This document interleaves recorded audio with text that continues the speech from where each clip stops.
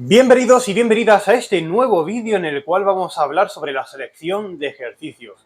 Voy a proponer todos los puntos importantes o que yo considero esenciales a la hora de comprender cómo establecer la mejor selección de ejercicios y también voy a dar algunos toques personales que me gusta introducir en la rutina dependiendo de una persona u otra, es decir, teniendo en cuenta un poco la individualización. Aquí lo primero que tenemos que tener en cuenta es que la selección de ejercicios es un enfoque inteligente. Aquí no se trata de coger los ejercicios más duros que hay y hacerlos por cojones.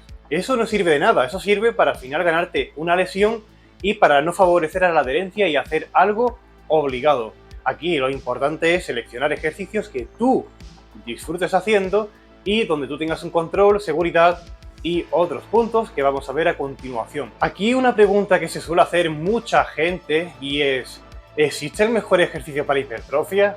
Y la respuesta es no. Para hipertrofia tenemos una gran selección de ejercicios que podemos visualizar para introducir un ejercicio u otro dependiendo de, lo primero, nuestros gustos y preferencias, y lo segundo, la maquinaria o instalaciones que presente nuestro gimnasio, porque eso también es un punto a tener en cuenta. Pero bueno, aquí yo lo que comento es lo siguiente, que el mejor ejercicio es el que a ti te viene bien y no el que hace cualquier persona, influencer, una sentadilla, un peso muerto, que la gente lo tiene como el mejor ejercicio cuando realmente para hipertrofia no lo es. Aquí no hay un mejor ejercicio, ¿vale? El mejor ejercicio es el que a ti te proporciona un buen estímulo. Es decir, de nada sirve hacer un ejercicio, como puede ser peso muerto, y tú dices, es que trabaja todo el cuerpo entero, ¿vale? Pero obtienes algún estímulo, haces el peso muerto y no sabes lo que estás trabajando realmente. No sabes si incluirlo el día de pierna, el día de espalda, ¿por qué lo incluyes? Lo incluyes porque todo el mundo lo incluye, ¿verdad? O porque un influencer o cualquiera te dice que es un buen ejercicio cuando realmente para hipertrofia no lo es, o hay mejores ejercicios. Hay que tener comodidad y seguridad durante el recorrido para aplicar un alto grado de esfuerzo. Y es que de nada sirve hacer un ejercicio que a ti no te permite llegar al límite, llegar al fallo o muy cerca del fallo. Si estás haciendo un ejercicio en el que te compromete la estabilidad, el control y la seguridad y tú no eres capaz de llegar muy cerca del fallo, te tienes que quedar muy lejos de ese punto, de ese límite, de nada sirve ese ejercicio. Porque aquí lo más importante tener en cuenta en el entrenamiento de hipertrofia es la tensión mecánica, y acumular tensión mecánica no es más ni menos que acumular repeticiones efectivas, y esto se traduce en llegar cerca del fallo. Estabilidad y control. No vamos a hacer un ejercicio en el que no tengamos esta estabilidad suficiente y control para que nos ofrezcan la seguridad y podamos aplicar grandes esfuerzos. Poca percepción de la fatiga y alta capacidad para altos esfuerzos, para aplicarlos. Eso es un punto que se relaciona con el anterior, pero también hay que tener en cuenta que la percepción de la fatiga tiene que ser reducida, porque de nada sirve realizar un ejercicio en el que puedas tener control, seguridad, pero te genera muchísima fatiga. Y el estímulo también es bueno, pero la fatiga no se relaciona e incluso es más alta, el esfuerzo percibido es más alto que lo que tú obtienes positivamente del ejercicio. Es decir, lo que tú obtienes positivamente no es más ni menos que el estímulo. Es decir, si tú quieres un buen ejercicio, el ratio estímulo-fatiga no puede ser 1:1. Lo ideal sería 0,5 y 1, por decirlo de alguna forma. Un ejemplo podría ser el peso muerto en rumano con barra. Es un ejercicio del cual te va a generar mucha fatiga y el estímulo, como tú no hagas bien la técnica, no va a ser tan localizado y por tanto sería más eficiente pues realizar algún ejercicio para glúteos o realizar algún ejercicio para isquios, sobre todo para isquios, como podría ser un pull femoral sentado. Eficiencia en el entrenamiento. Es decir, hacer que en un ejercicio se pueda aplicar mucho más volumen y estímulo que en otros ejercicios. Por ejemplo, el curl femoral sentado te permite una gran selección de estímulos, ¿vale? De variaciones, para tú poder sacarle el máximo partido. Y si lo comparamos con el RDL, pues quizás el RDL no sea una opción lo más inteligente para sacarle el máximo partido al entrenamiento de isquios, debido a las particularidades de ese ejercicio, de ese movimiento. Y de cara a maximizar el estímulo en distintas sesiones, es preferible quizás hacer más curl femoral sentado en 2 o 3 sesiones a la semana, por ejemplo, e introducir distintos estímulos, como podrían ser el énfasis en la excéntrica, énfasis en recorrido de acortamiento, énfasis en recorrido de estiramiento, doble énfasis, etc. Progresión de cargas duradera. Queremos realizar un ejercicio que nos permita una progresión de cargas duradera y que no nos lleguemos a un punto de estancamiento muy cercano. Es preferible quizás hacer una multipower para pectoral que una máquina de placas en la que tú te limites muy rápidamente la progresión de cargas porque puedes con todas las placas y no puedes añadir peso adicional. Que encaje contigo antropométricamente, y esto es esencial. De nada sirve hacer un ejercicio que no encaja contigo antropométricamente. Es decir, si tú haces una sentadilla libre trasera y no te viene bien porque te inclinas mucho hacia adelante, te duele la espalda baja o te duele la espalda alta, tienes molestias, lo que sea, puedes cambiar por una variante como puede ser una sentadilla frontal y quizás encaje mucho más contigo y le puedas sacar mucho más partido de cara a tu entrenamiento de hipertrofia y que tenga un buen perfil de resistencia. Es decir, que cuando seleccionemos un ejercicio sea muy interesante de cara a trabajar la posición de ese grupo muscular dependiendo de cómo sea el grupo muscular, ¿vale? Un ejemplo, en bíceps, para mí lo ideal sería buscar un ejercicio que la posición de resistencia sea en el estiramiento. Es decir, ¿por qué? Porque el estiramiento tiene mucho más poder para enfatizar la hipertrofia, para generar hipertrofia. Entonces, si yo tengo aquí la resistencia y aquí es el punto en el que el bíceps puede crecer más, puedo sacarle más partido a ese ejercicio. Así que yo lo que siempre digo es, pregúntate si los ejercicios que realizas en tu rutina encajan con todos estos puntos que estamos introduciendo. Si encajan, quiere decir que es un buen ejercicio. Si no encaja con casi nada, quiere decir que ese ejercicio no va contigo y tienes que cambiarlo o deberías cambiarlo ya. Distinción entre multiarticulares y aislamiento. Los ejercicios multiarticulares nos van a permitir aumentar el volumen de entrenamiento en distintos grupos musculares de manera simultánea. Por ejemplo, un press de pectoral nos va a ayudar a introducir volumen en el pectoral, en el tríceps y en el deltoides anterior.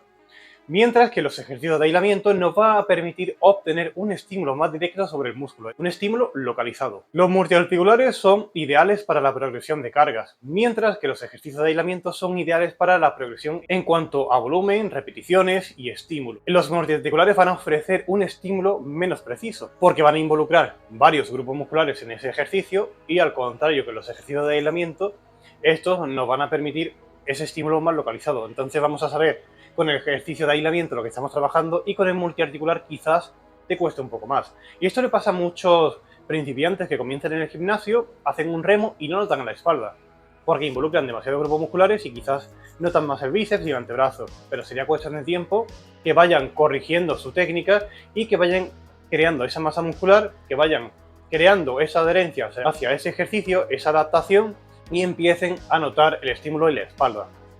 En los ejercicios de aislamiento vamos a generar una menor fatiga sistémica. Esto quiere decir que la fatiga general que vayamos a obtener en un ejercicio lo vamos a notar con ejercicios multiarticulares. En ejercicios de aislamiento vamos a obtener más una fatiga local. Tenemos un estímulo local, pues vamos a tener una fatiga local. En multiarticulares, la curva de aprendizaje va a ser mucho mayor, la técnica va a ser mucho más compleja. Y en aislamiento pasa todo lo contrario. No va a ser lo mismo aprender la técnica de una sentadilla o un press de banca que de unas extensiones de cuádriceps o un cruce de poleas. Tanto ejercicios multiarticulares como los de aislamiento nos va a permitir una manipulación del ROM y de diversos estímulos para sacarle el máximo provecho. Y desde el punto de vista de la estructura de la rutina, quizás los ejercicios multiarticulares podrían funcionar o podrían servirnos como la base de nuestra rutina, mientras que los ejercicios de aislamiento pueden ser secundarios, pero en algunos casos sí que podrían funcionar como la base de la rutina y teniendo a los ejercicios multiarticulares como ejercicios secundarios. Otro punto muy importante es la siguiente pregunta: ¿cuánto me va a ofrecer un ejercicio si aplico altos esfuerzos? Y como vemos en esta tablita, aquí lo que tenemos que tener en cuenta es que a medida que vamos acercándonos al fallo, el estímulo va a aumentar, pero también lo va a hacer la fatiga. Y va a llegar un punto en el que el estímulo y la fatiga van a unirse y van a ser muy altos ambos. Y quizás llegar a ese punto no sea lo más eficiente. Y sea más eficiente quedarnos entre RIR 3 y RIR 2, preferiblemente RIR 2, las 2 repeticiones del fallo aproximadamente, para obtener el mayor estímulo posible sin que la fatiga sea tan alta, ¿vale? Porque la fatiga es esta raya roja que tenemos y llega un punto en el que aquí la fatiga sigue siendo reducida, muy cercana a un RIR 5 o 4. Sin embargo, si pasamos del RIR 2 al 1 o al 0, la fatiga se dispara. El estímulo, ¿vale? El estímulo también se dispara bastante. Y quizás llegar al fallo en algún ejercicio de aislamiento, por ejemplo, podría ser muy buena idea. Pero quizás en un ejercicio como puede ser una sentadilla multipower o un press de banca o cualquier ejercicio multiarticular, pues no sea lo más eficiente. También depende del caso, ¿no? De la adaptación sobre el ejercicio, sobre esa cercanía al fallo, pero en muchos casos, la mayoría quizás, pues no sea lo más eficiente y sea más inteligente quedarte un poquito más atrás del fallo. No mucho más, pero a ver, con un RIR 2 tenemos una muy buena serie. Luego también tenemos que tener en cuenta que no todos los ejercicios van a generar la misma fatiga y el mismo estímulo, que es lo que yo acabo de comentar. Y esto es un ejemplo basado en mi experiencia, ¿vale? Aquí tengo el ratio estímulo-fatiga y ejercicios alternativas. El ratio estímulo-fatiga, malo, regular y óptimo, y ejercicios, ¿vale? Entonces yo, por ejemplo, realizo un ejercicio de aislamiento o escojo ejercicios de aislamiento para pectoral y tengo aperturas con mancuernas. El ratio estímulo-fatiga es malo porque noto mucho estímulo, pero también mucha fatiga.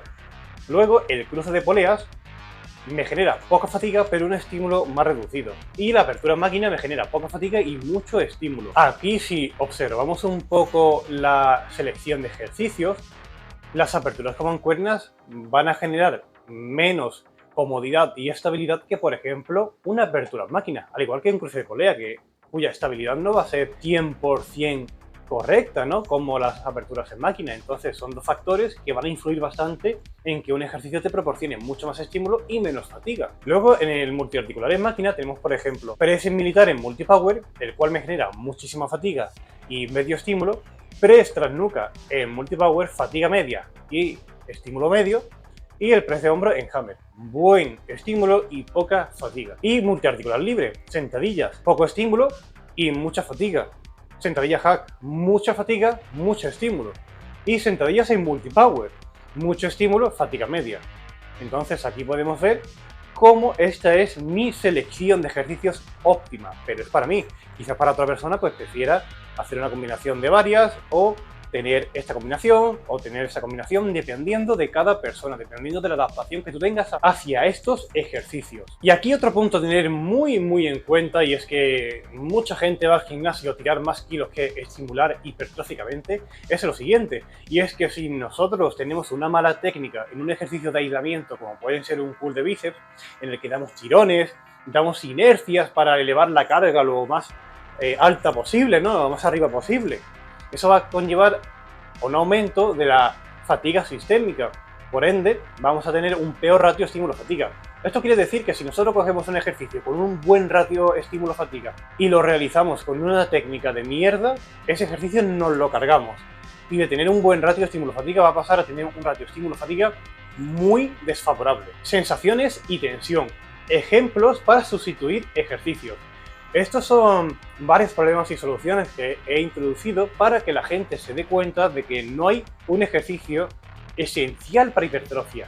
La sentadilla búlgara no es lo mejor para el glúteo ni para aislar la pierna, si a ti no te viene bien. El press de banca no va a ser el mejor ejercicio, si a ti no te viene bien. Y quiero hacer hincapié en esto para que la gente se dé cuenta de que tú puedes sustituir cualquier ejercicio por otro y vas a seguir mejorando o incluso vas a mejorar aún más.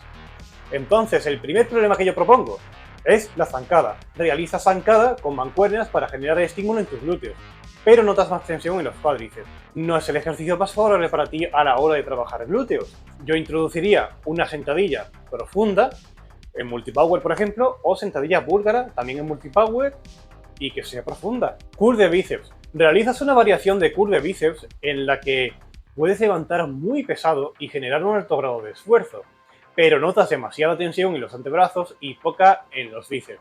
Entonces lo ideal sería cambiar de ejercicio hacia uno más analítico que te impida tirar tan pesado, es decir, una máquina o ejercicio en el que tú necesites tirar pocos kilos para tú notar bien el estímulo sobre el bíceps. Press de banca. Realizas un press de banca y no notas mucha sensación de trabajo, pero la tensión acumulada por la cercanía al fallo y la correcta técnica es muy buena.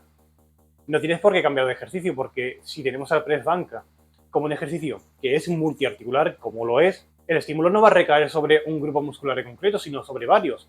Entonces, si tú notas una sensación de trabajo bien hecho, aunque no notes el pectoral ardiendo o con una gran congestión, eso no significa que tengas que cambiar de ejercicio. Puede ser un buen ejercicio para ti. Y series entre 20 y 30 repeticiones. Realizas un ejercicio 20 o 30 repeticiones para generar las mejores sensaciones, pero no logras acumular tensión. Y por tanto, aunque notes una gran quemazón en el músculo o congestión muscular, el estímulo será reducido y la fatiga será muy alta. Aquí se va a producir fatiga sistémica también, porque si nosotros realizamos un ejercicio de aislamiento, muchísimas repeticiones, la fatiga localizada va a aumentar y la fatiga sistémica también lo va a hacer.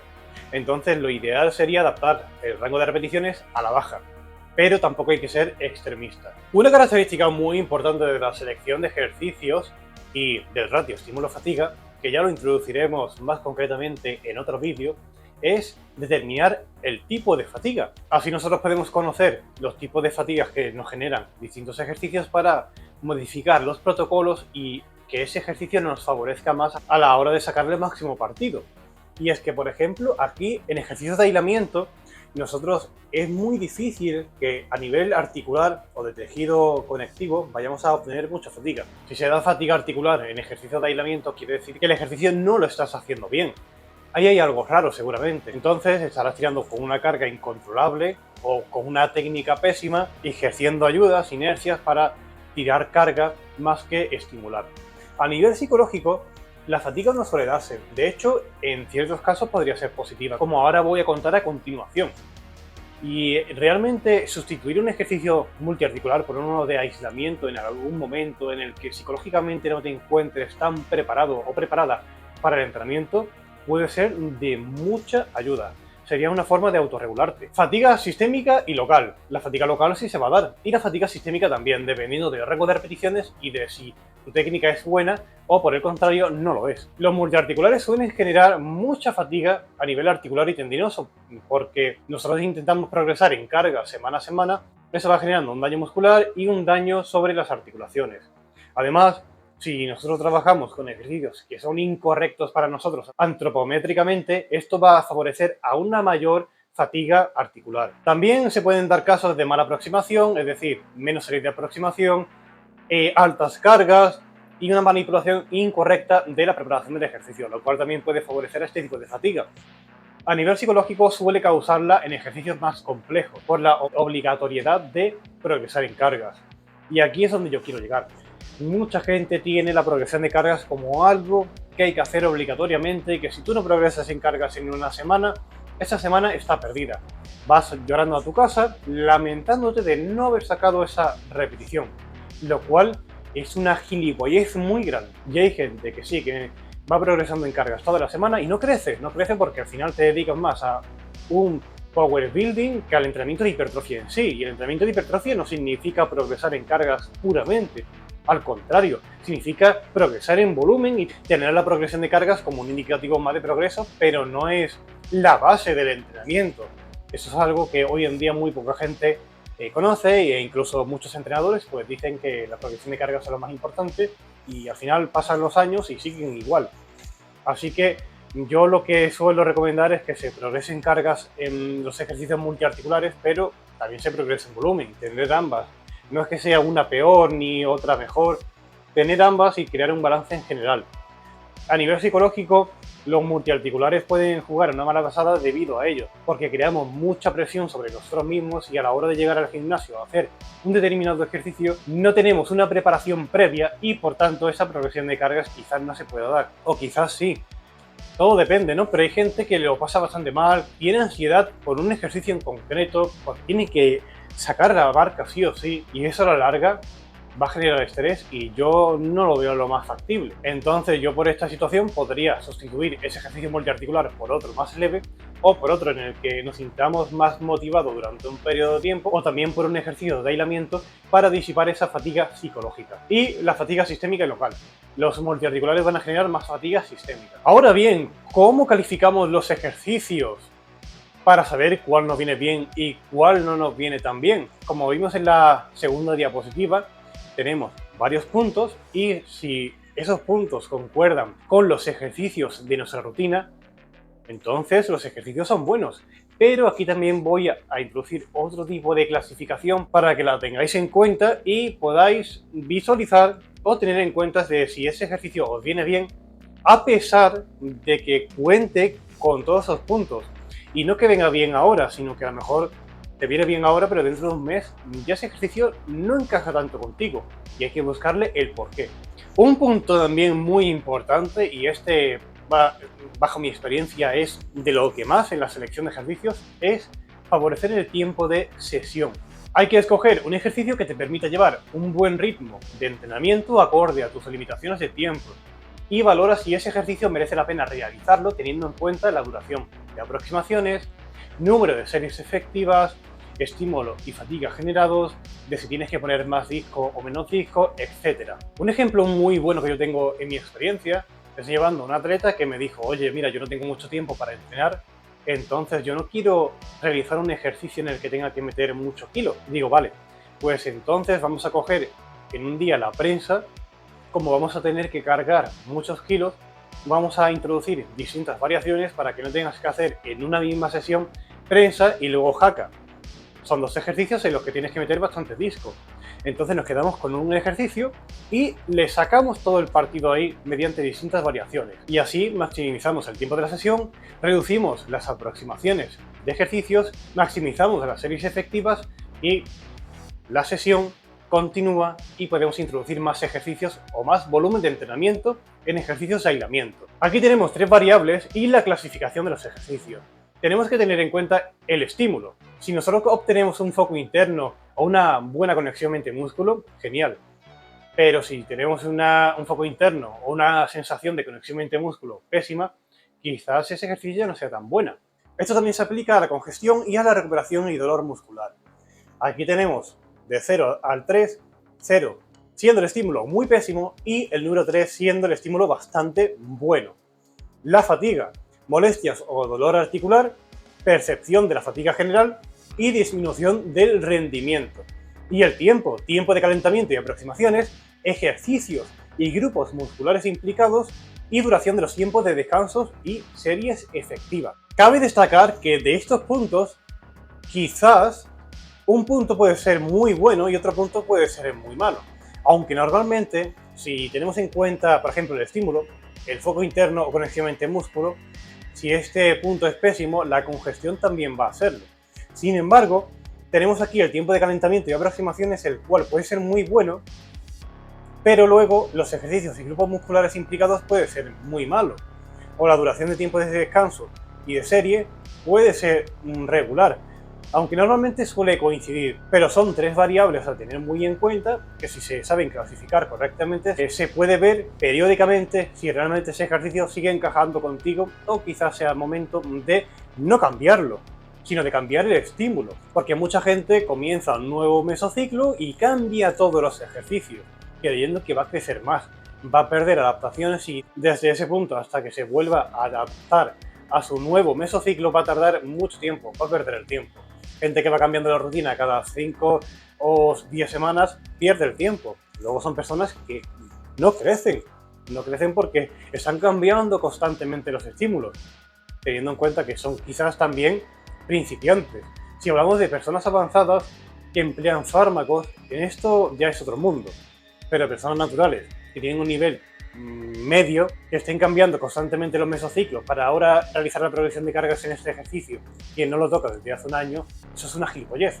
Personas que no mejoran al final, no mejoran ni en progresión de cargas ni físicamente. Entonces de nada te sirve variar muchos estímulos y al final no vas a hacer nada.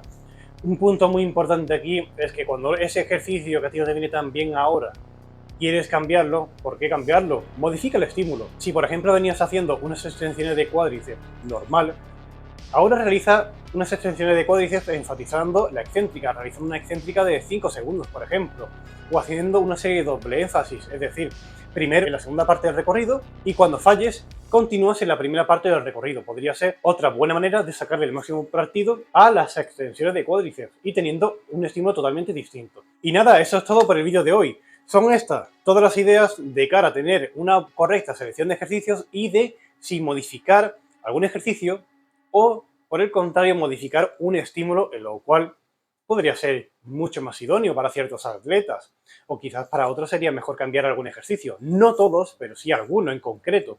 Todo depende del estímulo, la fatiga, el tiempo de sesión, de tus características personales y de muchos puntos que al final son muy individuales. Así que nada, espero que te haya gustado este vídeo, te animo a que te suscribas si no estás suscrito o suscrita y nos vemos de cara al próximo vídeo.